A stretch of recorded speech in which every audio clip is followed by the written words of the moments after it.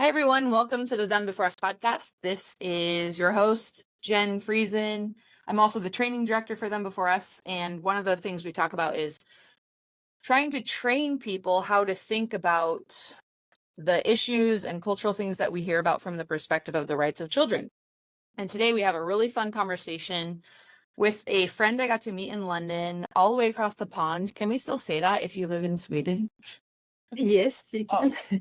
this is Madeleine Wallin, and she is a wife and a mother of 5 kids, ages 21 through 35. She's a business owner in the family logging business, and I already asked her in our intro if she cuts down trees, and she said no. You're more on the organizational side of Yeah. things, right, in your business. And she is also the general secretary of the European Federation of Parents and Carers at Home, and you are in charge of international relationships for the Swedish organization Haro. So thank you so much, Madeleine, for joining us. Thank you. Thank you for inviting me. Yeah. So we could start, yeah, just tell us a little bit maybe about you personally, and maybe some of the things as you were a mom that got you interested in the organizations, and then we'll kind of go on from there. Okay. Well, it's a special country, I would say. I was raised in the countryside with 3 younger sisters, my mother and father, and and my mother's aunt who lived in the same house. So it was like kind of a multi-generational household in the countryside, and it was a very um free time. I was more in nature, and we didn't have so many things and not so many people or not so many friends, so I was a lot in nature. And uh, uh when I became a mother myself, the first child, I was a single mother with my first child, and I was like living this life in Stockholm, in the city, and the father didn't want to become a father. So I saw myself as a single mother in Stockholm, and I was quite young. I was only 21 at the time. So I decided to move back to my mother's house in the countryside to get support in raising my child. I think now when I see my youngest one is 21, and I think I was quite mature,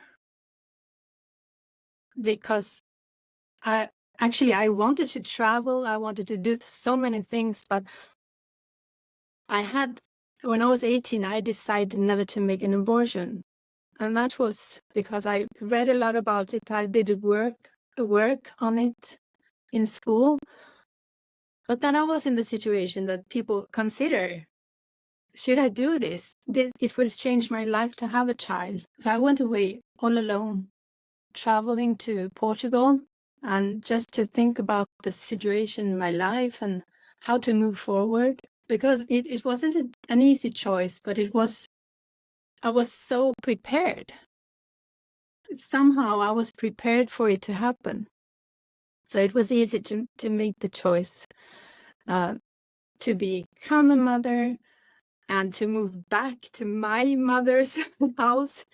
It's like going backwards somehow, because you are liberated, you are free, you live your own life, and suddenly I needed help. And I knew my mother would be the best. My father, he passed away 1 year before that, so she was alone with my 2 younger sisters. So I moved back, and we supported one another. And then I found my husband when my son was only 1.5 years old. So we have 4 more children, or I have 4 more children with him. And I did what I was supposed to do, or at least you feel you are supposed to follow and do what it's not like your country asks you to do something, but it's so easy to just follow the norms in your society. do the things that you are told to do. So I worked never full time from the first son, but I could stay at home for 1.5 years with him, and then I started to work part time, and my mother helped me. And with the second son, I stayed home for about 2 years, a little longer for every child. And the third, 3 years. And then when I was expecting my fourth child, I got really angry. She's my only daughter. And I don't know, something happened when I was carrying her. It was like a furious mother, or like, yes, a very, very strong mother. We say mama bear in English. Like mama is like a very defensive, aggressive mom that wants to protect you. Yeah. I was like, I was strong before, but children make you stronger because you need to be stronger. You need to protect them. You always need to be leading them. You always need to know more. It becomes one day when you don't know more. But for a long time, you need to be the one in charge. You need to be the one who knows better. So I got so angry because I realized that I don't live my life the way I want to.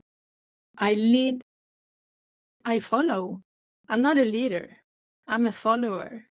And I do what I'm told by, economic pressure, by norms, by expectations. So I decided, it was like, I know when it happened. It was one of these sunny days. My sons were outside playing, and I was in the hallway in here, in the house. And it was like a power from within. And I just knew that I had to make a change. So I decided not to work when she was born, to stay at home. And I told my husband when he came back and from work, and he said, "No, you can't do that. People don't do that. We can't afford it. What will people say?" And this is like, you have all these expectations that make you weak. Or maybe not weak, but you don't know. You just live without thinking things through. And it's my life. Mm-hmm. So I need to be in charge. I need to know what to do. So I decided to stay at home. And from that day, and when that happened, I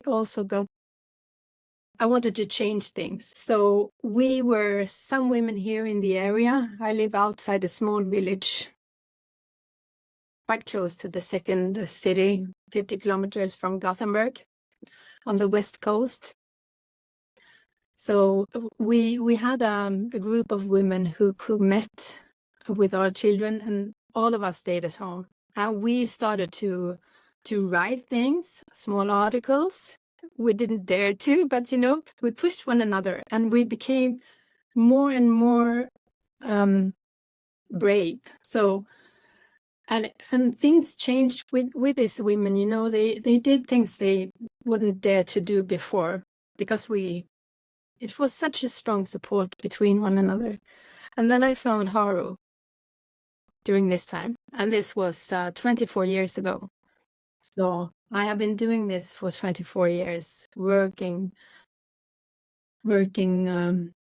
to promote parenthood, motherhood, caring for your children as long as they need you to care, and not for how long the state asks you to care for them, or for how long the parental leave lasts. Right. Let's pause there for a second, then we'll come back to the organizations. But can you help? So the majority of our listeners are probably from the United States. We have some in Australia, because that's where Katie has gone to speak quite a few times. So we'll have like a big block from Australia, which is like, but help us, if we don't live in Sweden, to understand what are some of those cultural things that you're talking about when it comes to parenthood and what happens to your kids when they're born. How long do you get at home? What are the cultural expectations there?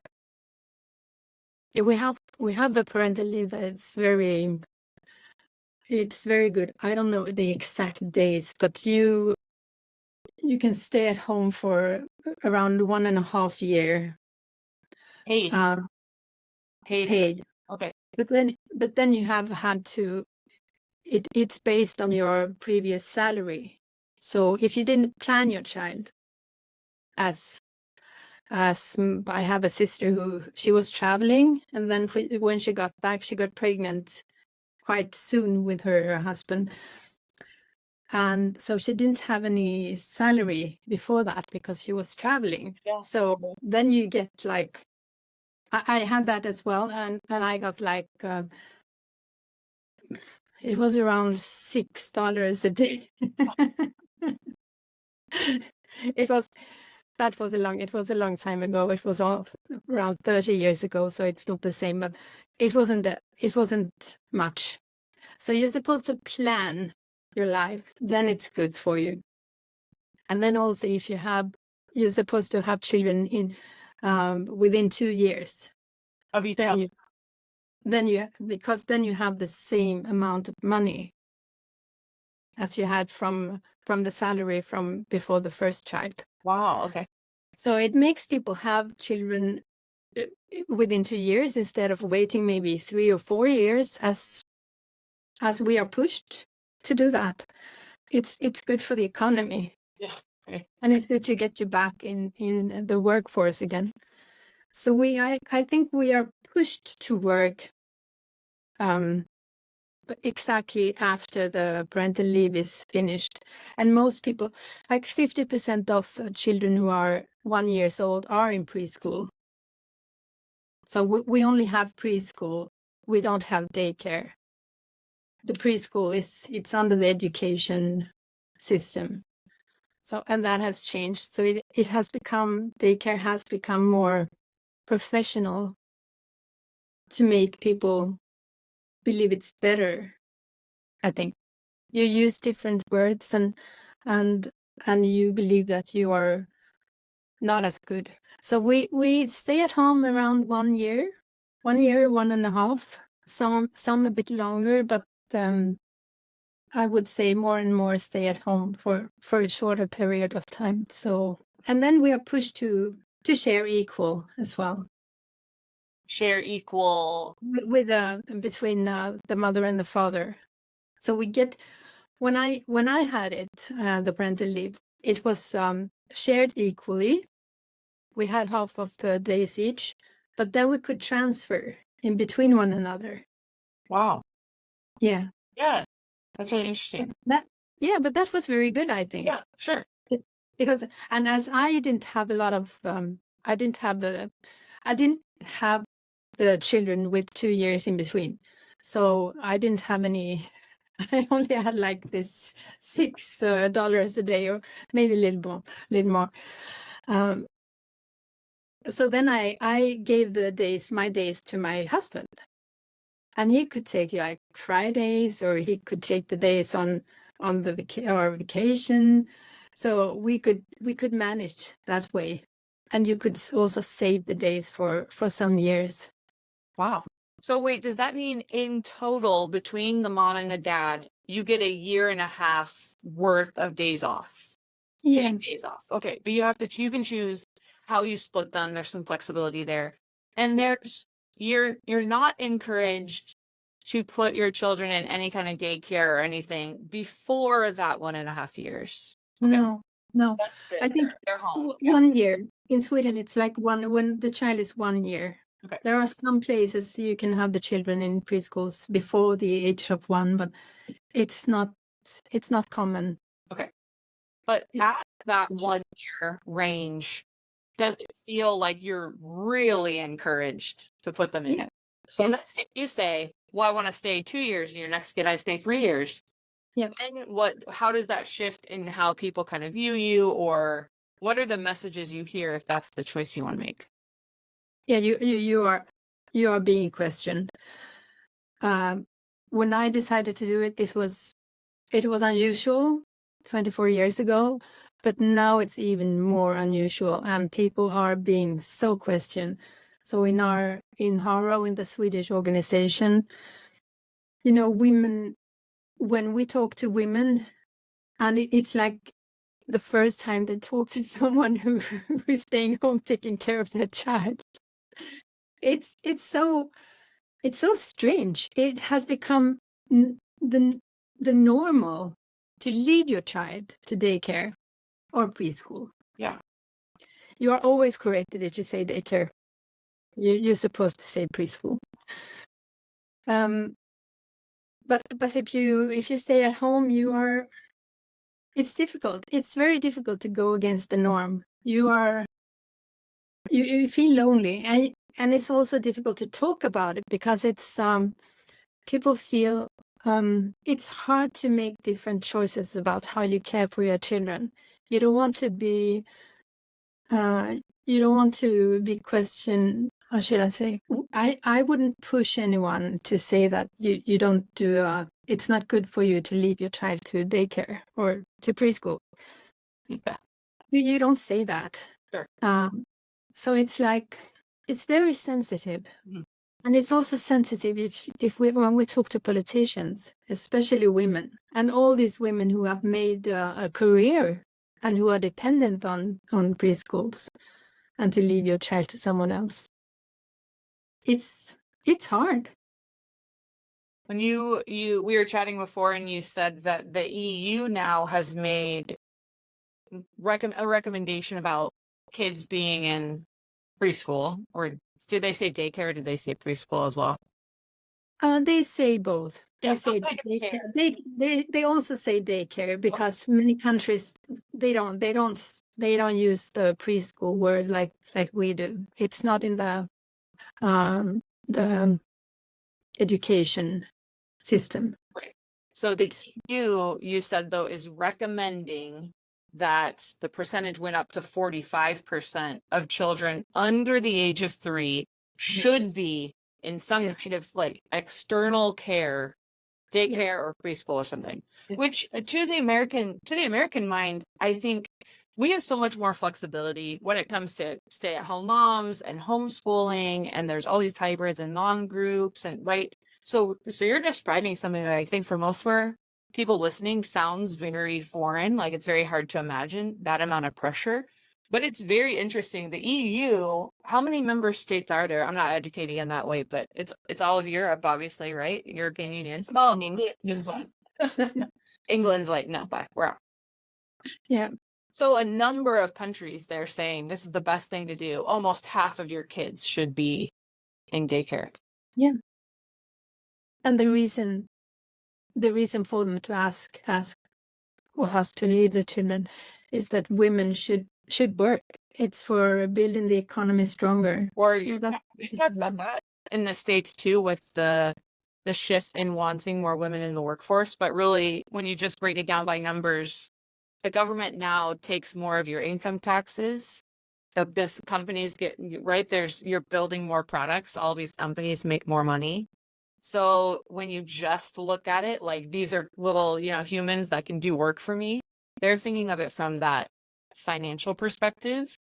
And so what you're describing and what your organizations are doing are trying to flip it to what's best for families, what's best for children, and what's best for women. Is it to be pressured into work, or is it to have the flexibility, like, this is the best for my family, I'm going to stay home longer?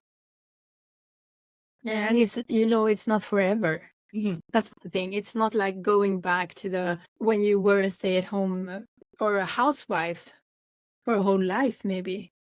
It will not happen, I think, because we want to work as well, and we want to have a career, and we want to have a life. But when you have a child, the child needs you, or the child needs someone. The child needs a primary caregiver, and that's often the mother, because you are breastfeeding and you have been carrying the child for 9 months. You have a closer relationship. That's fact. Right.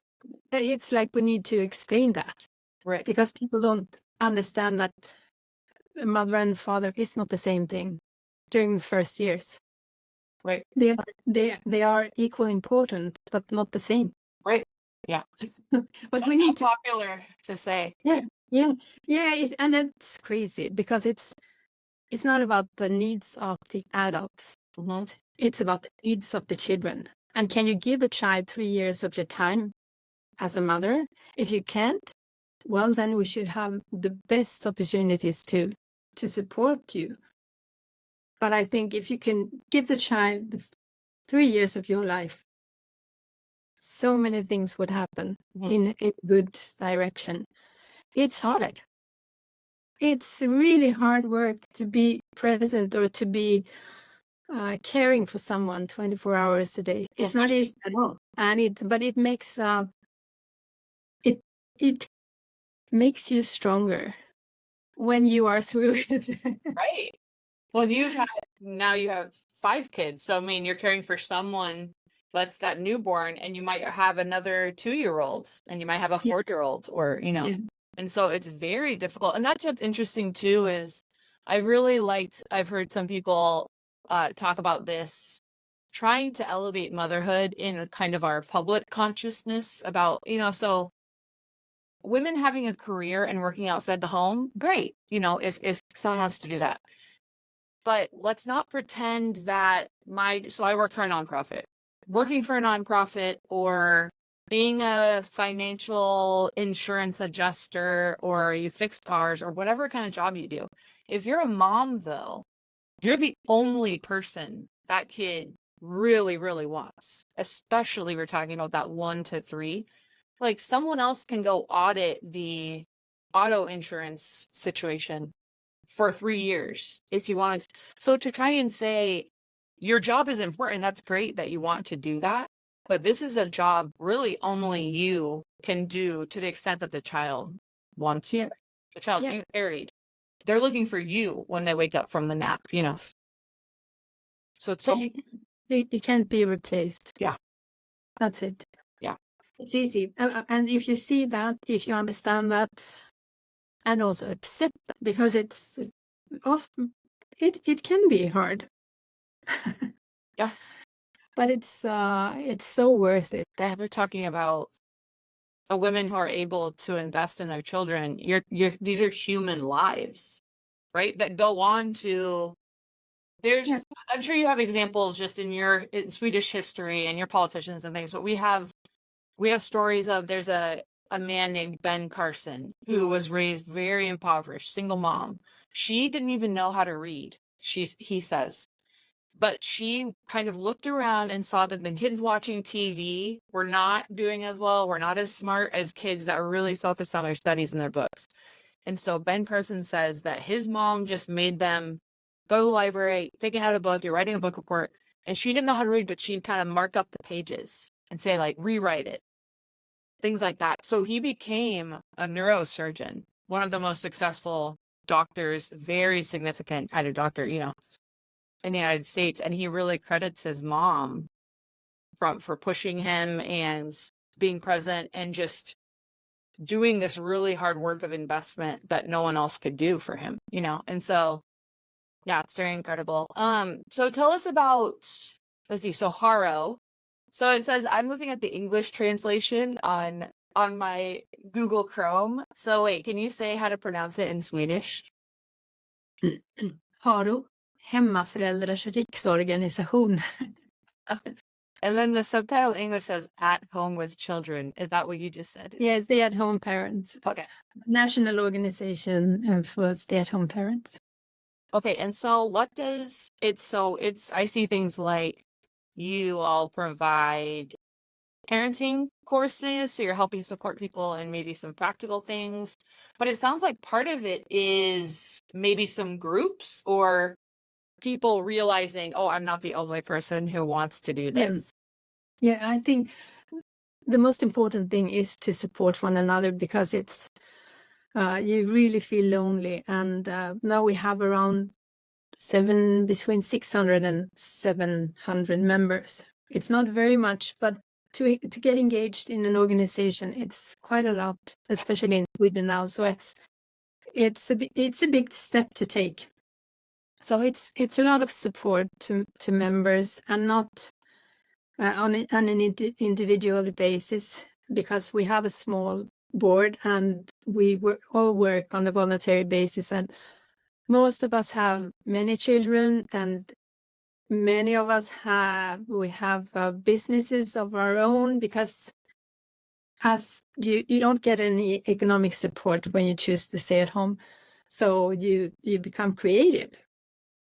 There's a lot of people who create their own businesses and manage to work at home at this during the same time when they care. So it's I think it's a very good thing.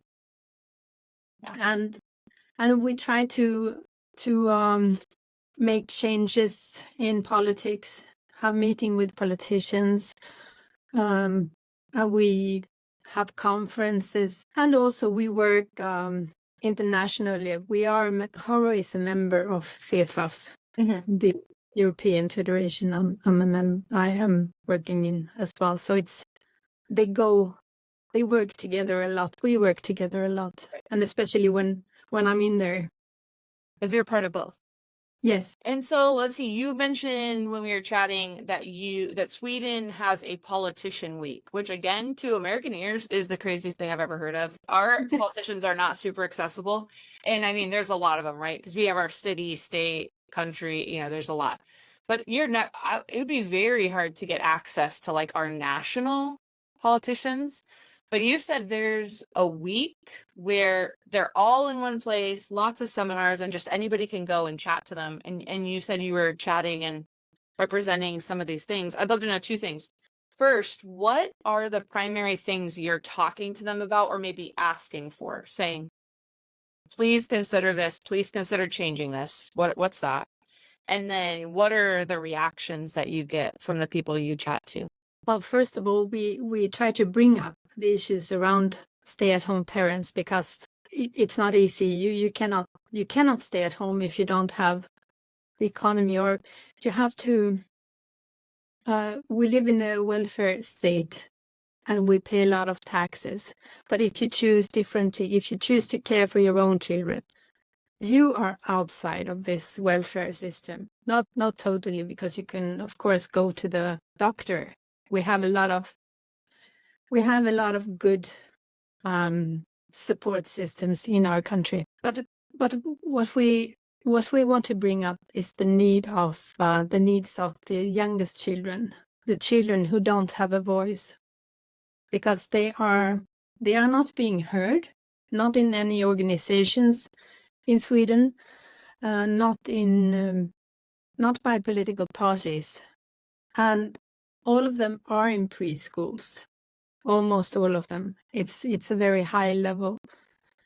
So it's we try to raise awareness of their rights, and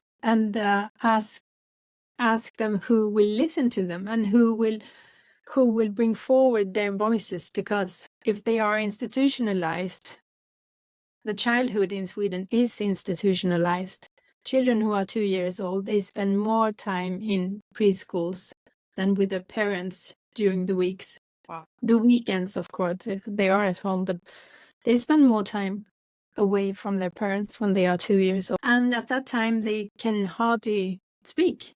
They can speak, but they cannot say that I feel bad about this, and this happened today. It's who sees them during a day. It's very difficult and very sad. So we bring up that, and also there are so many things that are like in connection with this, and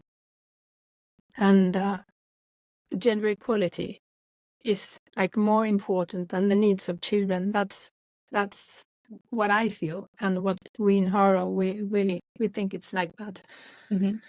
But and also women who wants to choose to care for their own children, we are not listened to, and it's like we don't know what's best for us. And some Swedish politicians, she called women who care for their children, who stay at home, like brains in vain. Like it's a waste. It's a waste. Yeah. Yes, especially women who are educated.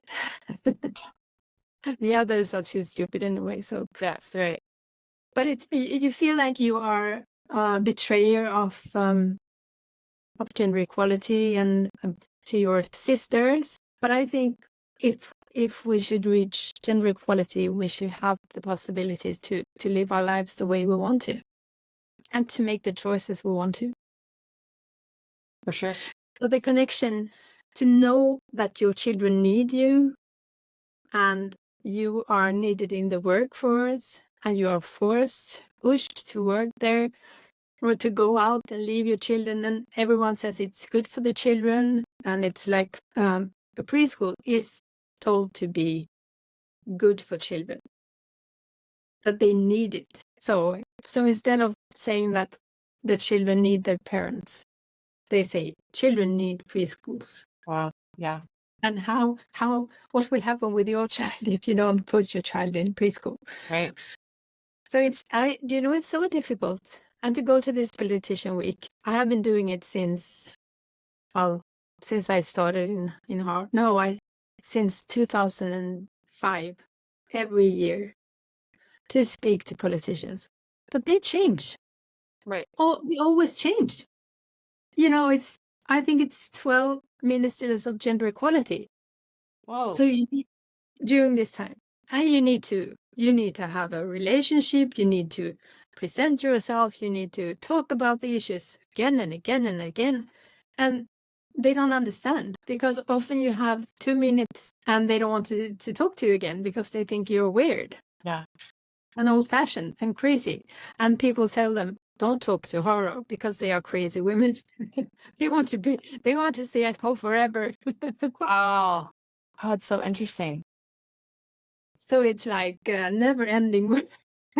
Yeah, well, and you just pointing out, like, the politician, you've gone for 20 something years, but the politicians keep changing. And maybe some of them are getting younger and younger. Our politicians trend quite old because you're in a parliamentary system, right? Swedish parliament.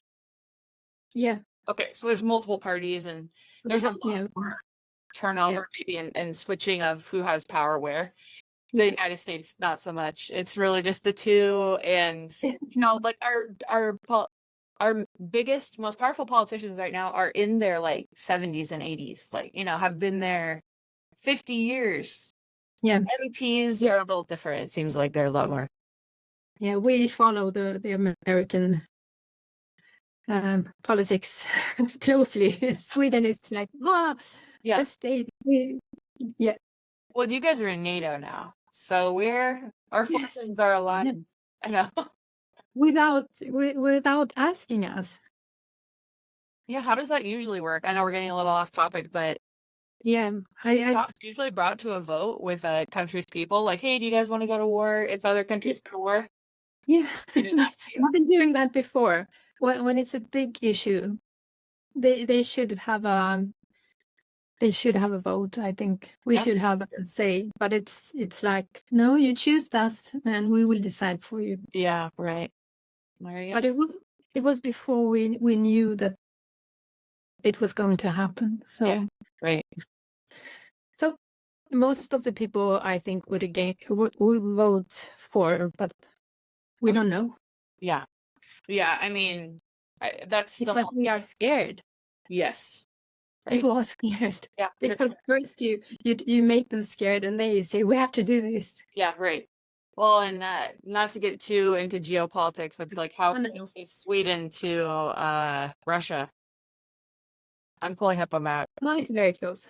Yeah, so I mean, it is very. I mean, we're so physically isolated from the rest of the world. I mean, we're connected to South America eventually, but you do have to walk quite a bit to get there. But yeah, you're kind of close to where all the exciting. It's very close. Yeah, Finland. Actually, I'm going to Finland. They're very close to the border. Actually, I'm going to live on an isolated island for a week. Oh wow! Just like what? A silent retreat or something? My worst nightmare. No, it's actually the house of Tove Jansson. Do you know Moomin? No. Oh, it's she made this child books. Oh, Moomin. You don't know that? She's the most famous Finnish child book author. I'm gonna make a note.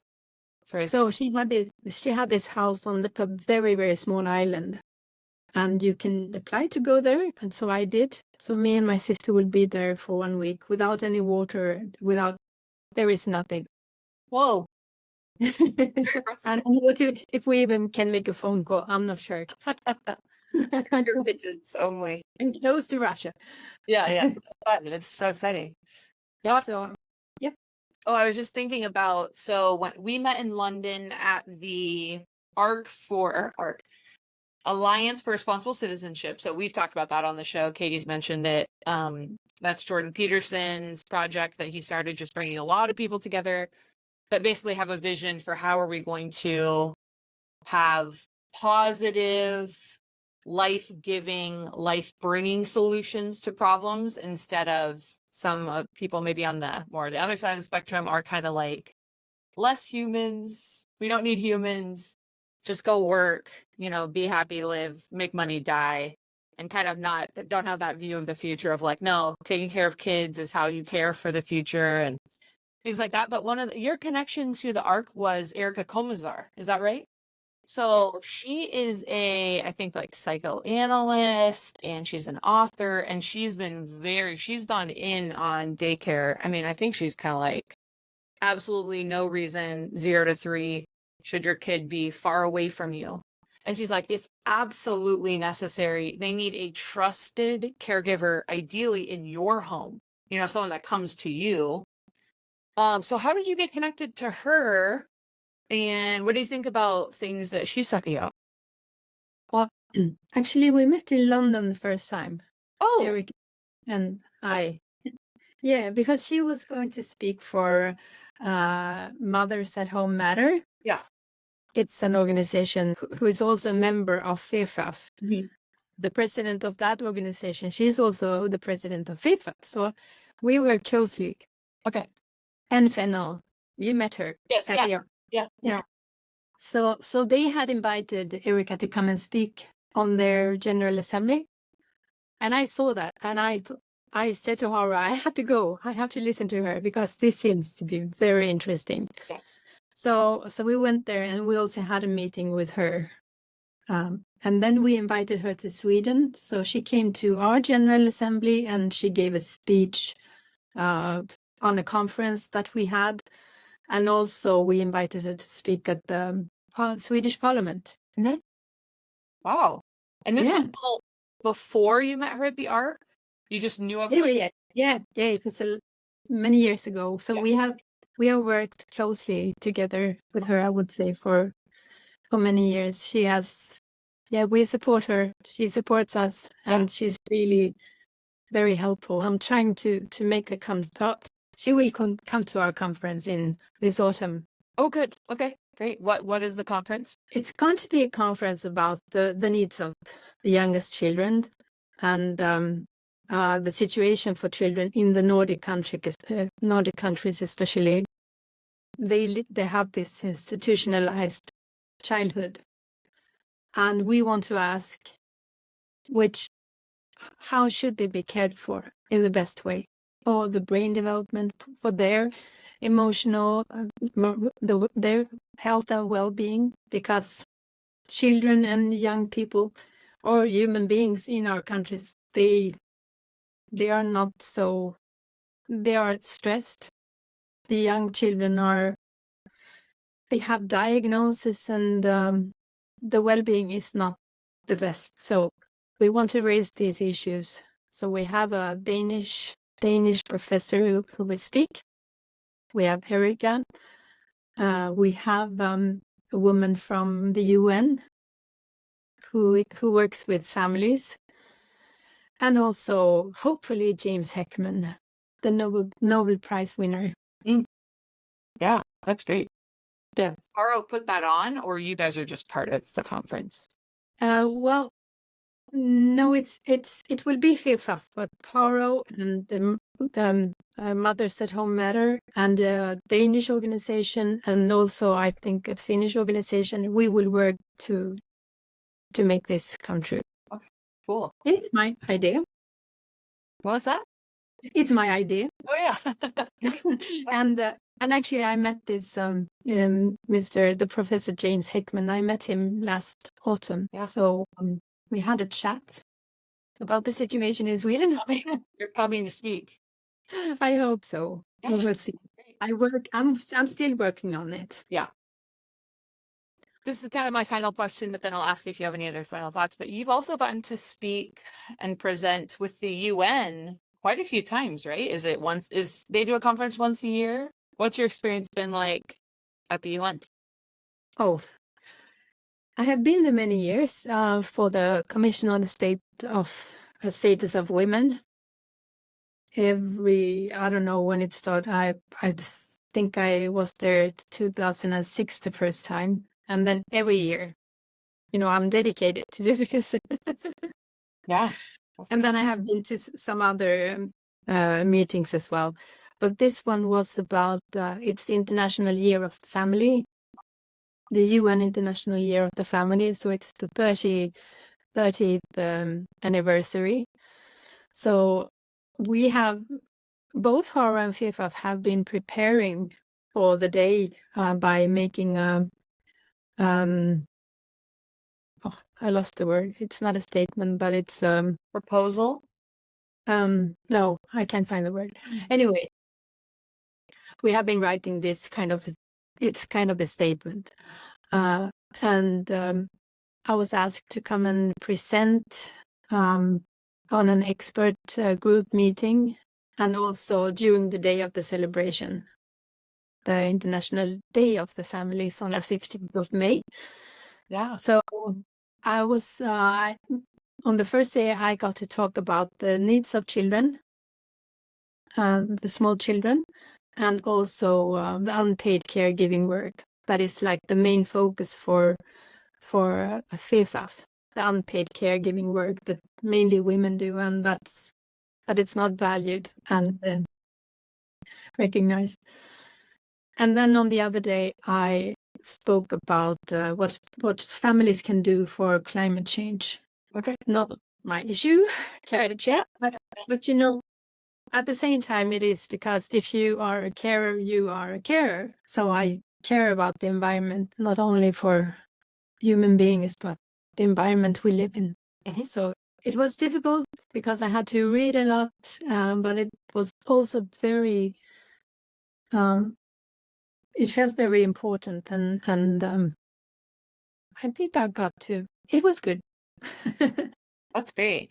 That's really neat that you have, I know it's a lot of hard work and you're doing it for a volunteer basis, but it does seem like you're continuing to plug away. You have lots of different things where you're able to share these experiences. I'm really thankful that getting to meet you and Carolyn at the ARC, because most of us, of course, I mean, well, in the United States, we're not thinking too much about politics in other countries. Like you said, you're pretty familiar with American politics, and that's the downside or upside, I guess, of being like a big country. But even more so, getting to hear another country's perspective on kind of what the childcare and the parenting and the stay-at-home stuff is, I think is really eye-opening for people on, again, this side of the ocean. So, but yeah, we'd love more Swedish followers. So I will make sure I'll put all your organizational links, even if just we know people who are in Sweden. And if you're listening to this, make sure you send this podcast to them. But I'll give the links to you to share and stuff too. Yeah, are there any other thoughts you have of just what you're working on right now, or what kind of your hopes are for the next, like if you could just click a button and Sweden would be different in a way that's good for kids, what would that look like specifically? I think we need more information and knowledge about the needs of children, because it's not that difficult. What they need is love, and they need time and attachment. And it doesn't cost anything. It takes time from you for some years, but it's not forever. It's just for some years. If you make that investment, and also if you need to make the investment in yourself, because it's quite hard work to care for someone, and because you get triggered yourself by different things. You have a baggage. You have been raised in a certain way, and there are traumas in many families, and to make the traumas disappear and to make our society a better place with more mature people, because I think I don't understand how we can be so stupid. It's like generation after generation. How can we not be better? Yeah. How can we not be the best human beings we have ever seen? How can we still have people who are mean to one another? Or kill one another. It's like crazy. Yes. We don't need to do that much, but we need to raise children in more of awareness and more love. We need to talk about more. We need to talk about love, I think, with politicians. Yeah. Wow. Because that's what's important, not money. Yeah. Power. It doesn't matter if you're the richest man on earth or woman. If you have a career, what matters is your relationships and what you have been given to you and what you have been given to others. Yeah. That's good. Great encouragement. So, well, I'm angry. Yes. I'm angry woman. You don't come off very angry, but you're very passionate, and I'm also passionate, happy, angry, brave. Yeah, we like to say there's a term called like a happy warrior. You are a fighter, but you're like it's because you know what's good and right, and you want that for other people. And it's kind of like, I think Erica Commissar said this, or I've heard, when you have generations now of people raised in daycare or away from their parents, then it is really hard. Like we're all sort of suffering with that detachment and our inability to connect with others, and it's amplifying on top of each other. But if we can be correcting this now, especially those of us, even though we experience something different, but with our kids, we can start, shifting these things. Yeah, I think it's very urgent. Yeah. It's like how we cannot wait any longer. We have the knowledge. I don't know why we don't use that. Yeah. Thanks for your time. It was so great to talk to you. Yes, thank you for having me. I'll put all your links in so everyone can go and find you. And this has been the Been Before Us podcast with Madeleine Wallin. And thanks everyone for joining the event. Thank you.